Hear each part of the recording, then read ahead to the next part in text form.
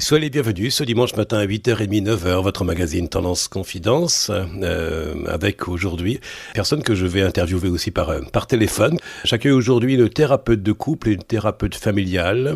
Comment parler de communication en période de confinement, et pour répondre à quelques-unes de ces questions, j'accueille Madame Bénédicte Lussereau par téléphone. Bonjour. Bonjour. Alors, qu'est-ce que vous acceptez de dire de votre situation familiale et aussi de vos activités professionnelles ? Alors, je suis mère de famille, épouse, et puis mon métier, c'est le conseil conjugal et familial.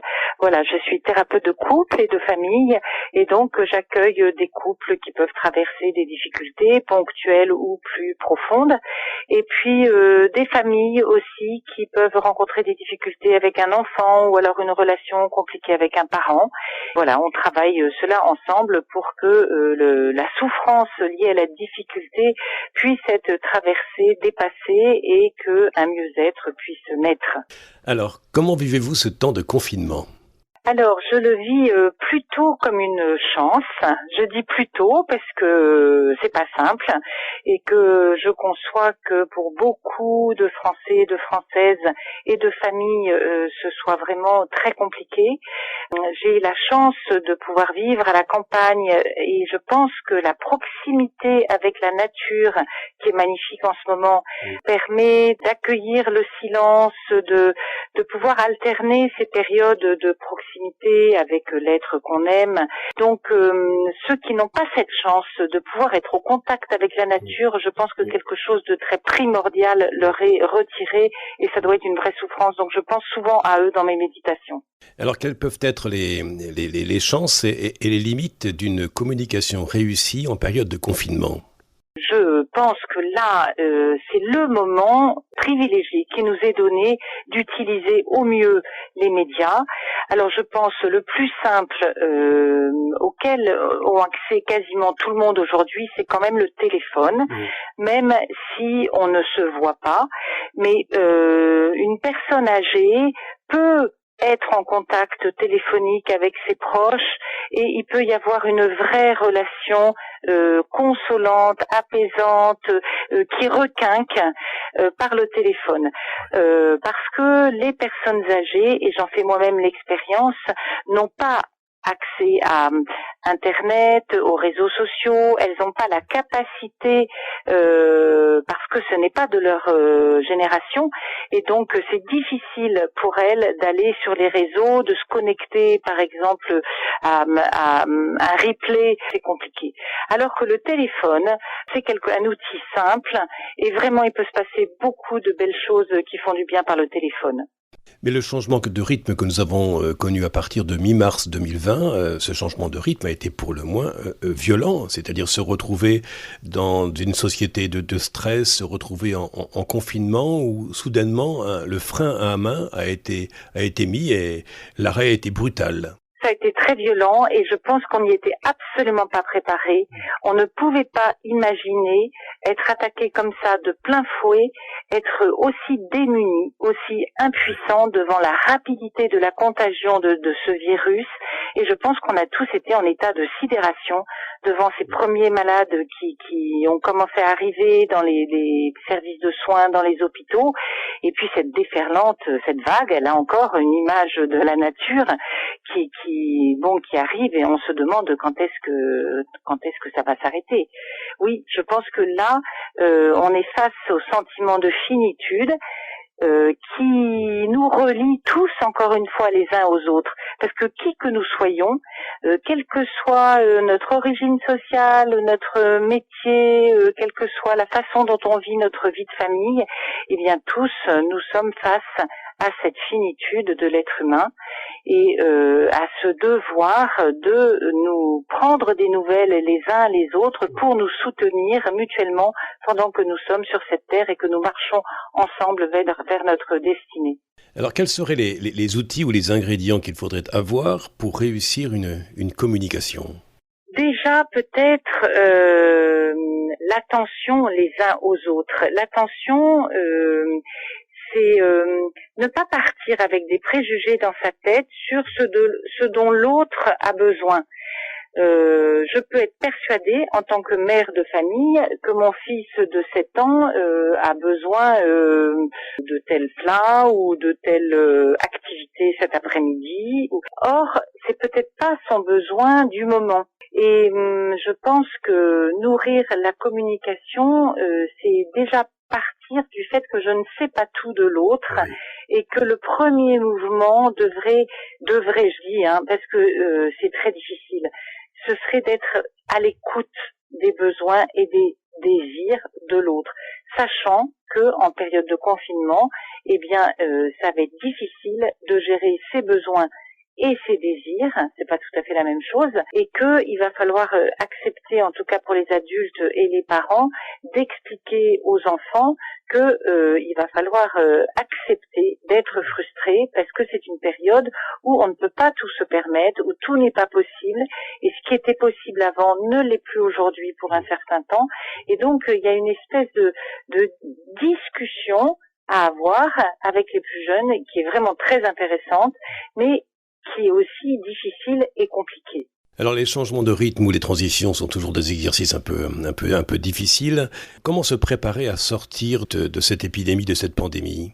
Alors là, il y a une responsabilité de chacun en ce moment, pendant qu'on est en plein dedans, de se dire mais qu'est-ce que je vais changer plus tard?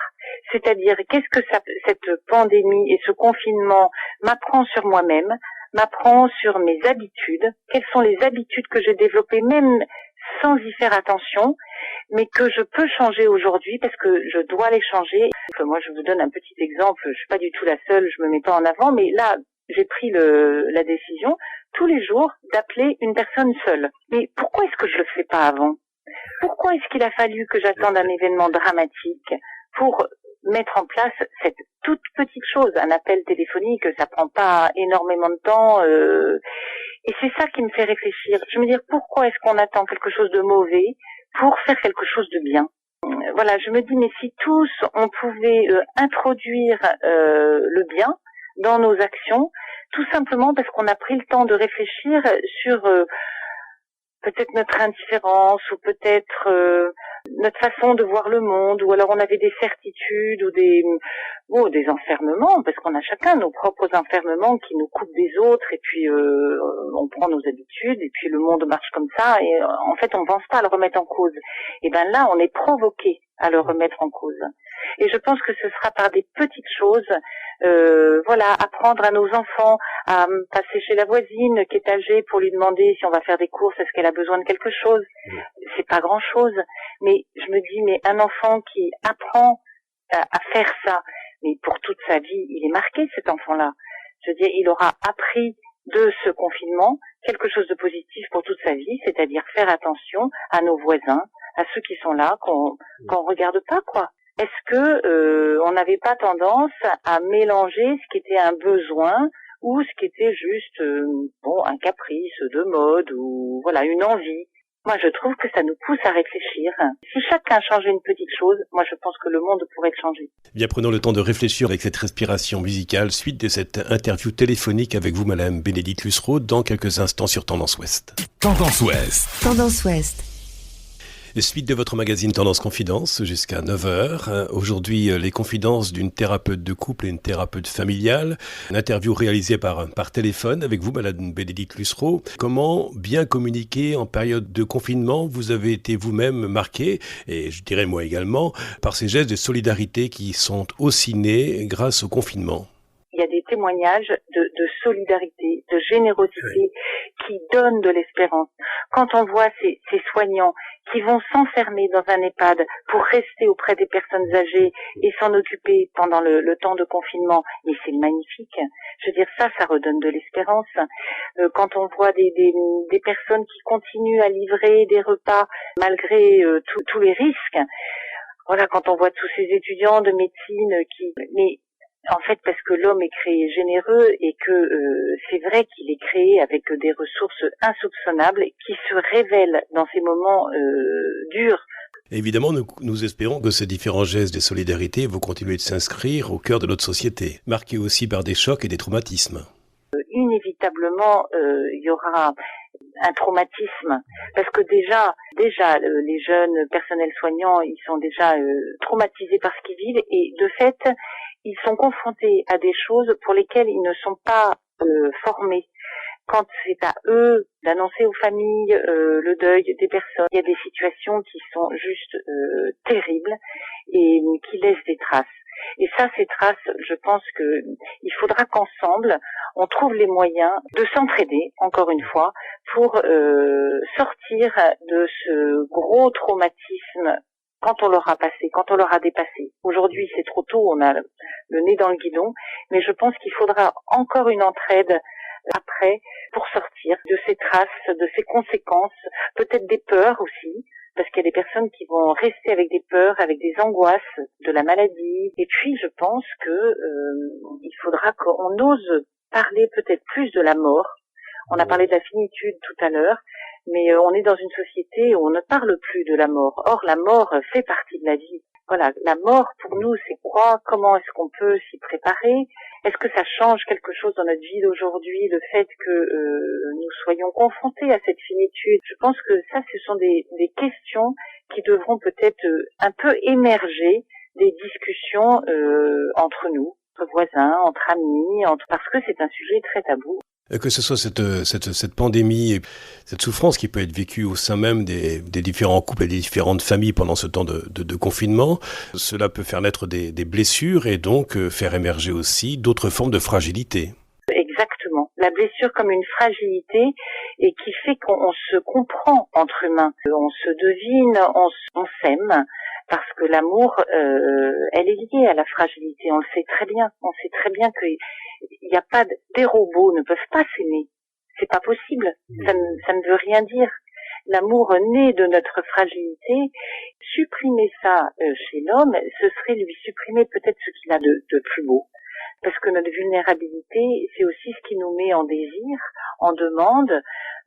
Pour ceux qui ont une spiritualité, on demande d'un être qui peut être Dieu, mais de quelque chose qui nous transcende, qui nous élève. Et je pense que ce serait très néfaste pour l'homme de construire comme si on avait modelé un homme parfait. Voilà, ça lui retirerait tout ce qu'il a de beau et d'humain.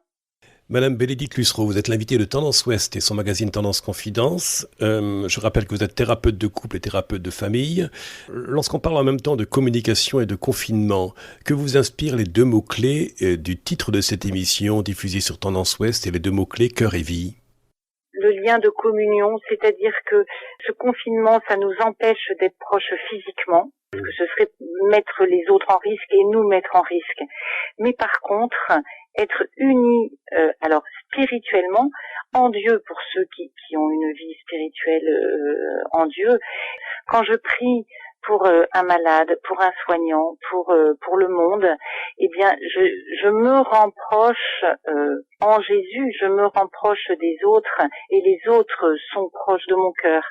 Et je me dis, la fine pointe de la communication, c'est la communion. Deux êtres qui sont en communion, il y a un bonheur, il y a une joie qui surpasse la difficulté, l'épreuve, et ce lien, moi je crois, c'est ma croyance, eh bien il restera. Ce lien, il est éternel. Et que pensez-vous de cette phrase? Nous en parlions d'ailleurs hors antenne, Madame Bénédicte Lussereau. La femme solutionne ses questions et ses problèmes en parlant, tandis que l'homme a besoin de silence. Le dialogue va être compliqué. Oui, tout à fait. Tout à fait. La femme, elle résout ses problèmes en parlant. Et l'homme, lui, il résout ses problèmes en s'isolant. Et une fois qu'il a trouvé une solution, il veut bien parler de ses problèmes. Mais ce sont deux façons dans le rythme, dans le temps, qui sont très différentes et qui peuvent créer de l'incompréhension. Et l'homme, parfois, a l'impression que la femme déverse un peu en permanence tout ce qu'elle a sur le cœur et qu'elle blablate de façon inutile, parce que lui, il voudrait tout de suite trouver une solution. Or, la femme, elle n'a pas besoin tout de suite de solution, elle veut juste être écoutée. Et donc, dans la communication, l'écoute joue aussi un grand rôle. Parfois, communiquer, c'est savoir se taire pour laisser l'autre aller jusqu'au bout de ce qu'il a à dire. même si ça nous paraît pas passionnant, mais par amour de l'autre, eh bien, on va s'intéresser à ce qu'il dit parce que c'est lui, c'est elle, et du coup, on prend la décision intérieure de l'écouter jusqu'au bout en considérant que c'est intéressant, même si c'est pas notre premier sujet d'intérêt. Est-ce que ce temps de confinement, et ça sera ma dernière question avec vous, Madame Bénédicte Lussereau, est-ce que ce temps de confinement pourrait être une chance pour le bien commun et le mieux vivre ensemble? Qu'est-ce que c'est que le bien commun? C'est pas la somme des intérêts particuliers, et je pense qu'on était beaucoup chacun à rechercher notre petit intérêt, et d'ailleurs la crise des gilets jaunes a pointé ça de façon gravissime, c'est-à-dire que chacun cherche à tirer la couverture à soi et tout. Et là, peut-être que va sortir, parce que la maladie, on est tous égaux face à la maladie, peut-être que il va y avoir un espèce de sursaut de conscience et de réflexion commune pour que ce soit le bien commun de tous qui prime et non pas l'intérêt de certains. C'est-à-dire que on a l'impression qu'on est un petit peu des petites gouttes d'eau les uns les autres et qu'on fait à notre petite mesure, mais après on a envie qu'il y ait un grand feu qui prenne et puis que ça brûle, quoi, que ça réchauffe, que la joie se transmette, la joie de la résurrection. Voilà, on se dit, mais on a envie que ça brûle. Eh bien, que le feu de l'espérance soit contagieux. Merci beaucoup, Madame Bénédicte Lussereau, pour cette interview téléphonique accordée à Tendance Ouest et son magazine Tendance Confidence. Merci, au revoir. Dans quelques instants, votre journal de 9h. Auparavant, c'est votre billet spirituel. Et ce dimanche, il vous est donné par l'abbé Laurent Lerre, le diocèse de Bayeux et Lisieux. Quant à moi, je vous dis à la semaine prochaine avec d'autres invités. Passez une belle semaine. Podcast by Tendance Ouest.